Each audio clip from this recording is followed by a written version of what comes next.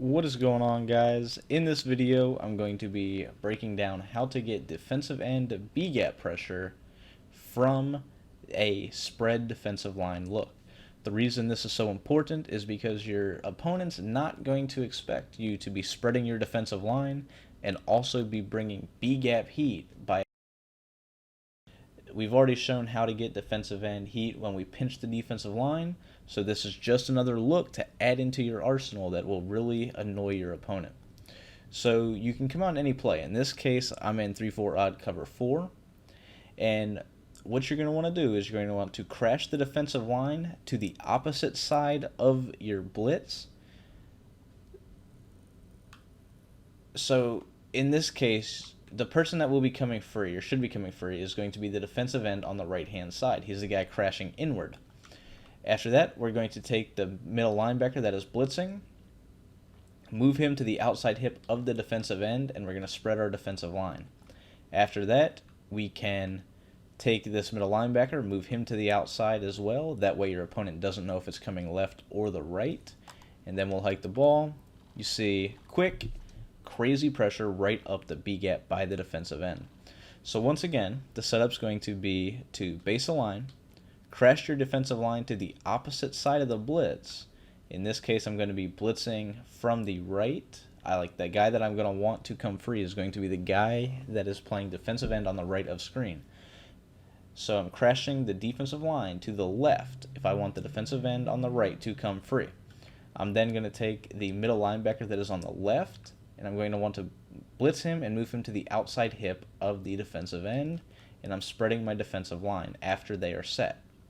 After that, you can move out the other guy to make it look like you could bring it from either side, and then you will see defensive end B-gap pressure. Now this murders under center, because as you see, the pressure comes immediately. There's nowhere to go with the ball. So you can actually bring this from the opposite side as well. So say you want to blitz from the left-hand side. In this case, you will then crash your defensive line to the to the right. You will blitz the outside linebacker on the right. You will also blitz the middle linebacker that is on the right, and move him to the outside hip of the defensive end and spread your defensive line. You do have to zone out the opposite side. So you can't, for instance, if you're trying to bring pressure from this defensive end over here on the left, you can't also have this outside linebacker blitzing. So the concept is to overload one side of the field and also have a guy crashing back inward from the opposite side. And that's what's actually going to cause us to come free. So you'll see right here, D-end B-gap pressure, that time from the left. So once again, I know this setup is kind of confusing. I'm not exactly wording it the best of my ability, so I want you to really focus on what I am saying.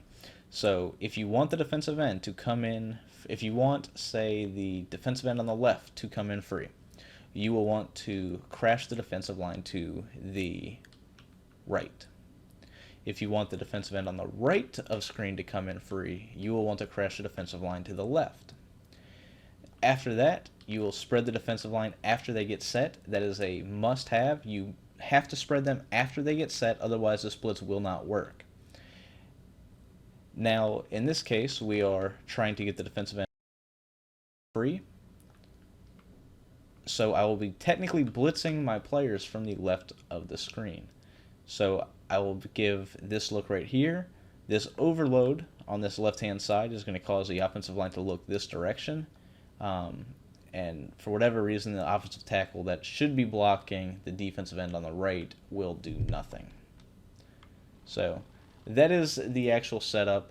If you guys have any questions with this, please ask. It is a phenomenal blitz. It is kind of difficult for me to explain.